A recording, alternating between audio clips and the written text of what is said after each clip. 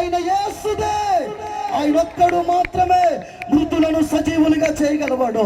ఆయన ఒక్కడు మాత్రమే చనిపోయిన వారిని సైతము తిరిగి లేపగలిగిన దేవుడు. ఆయన పేరు నజరేయుడైన యేసు. గట్టిగా చప్పట్లు బిగ్గరగా స్తోత్రం చేద్దాం. హల్లెలూయా.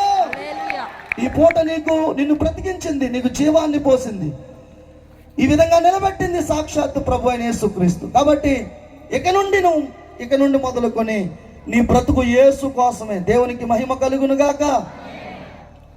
ఆ పేపర్లు పట్టుకుని ఇంటికి వెళ్ళిపోయి మా అమ్మతో చెప్పానమ్మా, ఏనాడు మందిరానికి వెళ్ళలేదు, ప్రార్థనకి వెళ్ళలేదు, కానీ ఇంకో యేసు ప్రభు వారు నన్ను బాగు చేశారంటే మా అమ్మ పేపర్లు తీసుకొని చిప్పేసి పొయ్యిలో పడేసి నోరుమై యేసు ప్రభు అన్నావంటే మాట మరే తక్కువంది. ఏ అమ్మ అన్నాను, అసలే మీ నాన్న త్రాగుబోతు, ఇప్పటికే భయంకరమైన పరిస్థితి మన కుటుంబంలో జరుగుతుంది, నువ్వు బ్రతికితే బ్రతికావు, కానీ యేసు ప్రభు అన్న మాట అనొద్దంటే నన్ను బ్రతికించింది యేసు ప్రభు కనుక నేను యేసు అనకుండా ఉండలేనని చెప్పాను. దేవునికి స్తోత్రం చెప్పండి. అయితే మా అమ్మ అంది, నువ్వు యేసు అనే పాలమైతే ఇంట్లోంచి వెళ్ళిపో, అప్పుడే చచ్చిపోయావు అనుకుంటాను నేను అంది. సరేనమ్మా, మీ దృష్టిలో నేను చనిపోయినోడే, కానీ యేసై నన్ను బ్రతికించాడు కనుక ఇక నుండి చావైనా బ్రతికైనా యేసు ప్రభు కోసమే బ్రతుకుతాను. గట్టిగా దేవునికి స్తోత్రం చెప్పండి. ఆ మాటలు చెప్పి ఇంట్లోంచి బయటకు వచ్చి ఎక్కడికి వెళ్ళాలో తెలియదు. దారి మార్గంలో వెళ్తుంటే ఒక పెంతుకోస్తు ప్రార్థనా మందిరం కనబడింది. అక్కడికి వెళ్ళాను.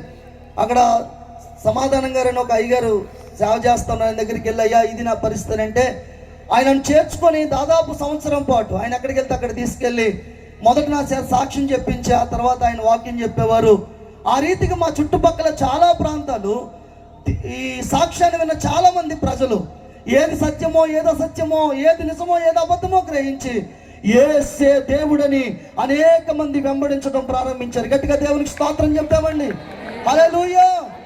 అందరూ రక్షించబడుతున్నారు కానీ మా కుటుంబం రక్షించబడతలేదని అలాగే మందిరంలో పడి ఏడ్చేవాడిని. ఓ తెల్లవారుజామున నేను ఏడుస్తుంటే నా పక్కన ఇంకొక ఆయన ఏడుస్తూ ఉన్నారు. ఎవరని చూస్తే ఎవరో కాదు, మా నాన్నగారు. నాన్న నువ్వు ఏడుస్తున్నావేంటి నాన్న, నువ్వు ఏడిపించే రకమే కానీ ఏడ్చే రకం కాదు కదా అని అంటే మా నాన్నగారు అన్నారు, రే ఏ యేసు ప్రభు అయితే నిన్ను బ్రతికించాడో అదే యేసు ప్రభు నాతో కూడా మాట్లాడాడు, ఇక నుండి నేను త్రాగుడు మానేస్తానని. మా నాన్నగారు సంపూర్ణంగా త్రాగుడు మానేశారండి. మా నాన్న త్రాగుడు మానేట్టు మీకు ఎవరికి ఇష్టం లేదా? మరి సపోర్ట్లు పట్టరే గట్టిగా. హల్లెలూయా. ఏమండి, ఒక త్రాగుబోతు మారిపోవడం అంటే మందు వల్ల, మనిషి మాట వల్ల కాదు, యేసు క్రీస్తు ప్రభువే మార్చాలి. గట్టిగా స్తోత్రం చెప్తామండి. హల్లెలూయా. ప్రభు అయిన యేసు క్రీస్తు వారు నా తండ్రిని మార్చారు. నా తండ్రిని మార్చిన మరుక్షణమే మా అమ్మ కూడా మారిపోయింది, మా తమ్ముళ్ళు మారిపోయారు, మా కుటుంబం అంతా మార్చబడి నేను నా ఇంటి వారము యెహోవానే సేవించి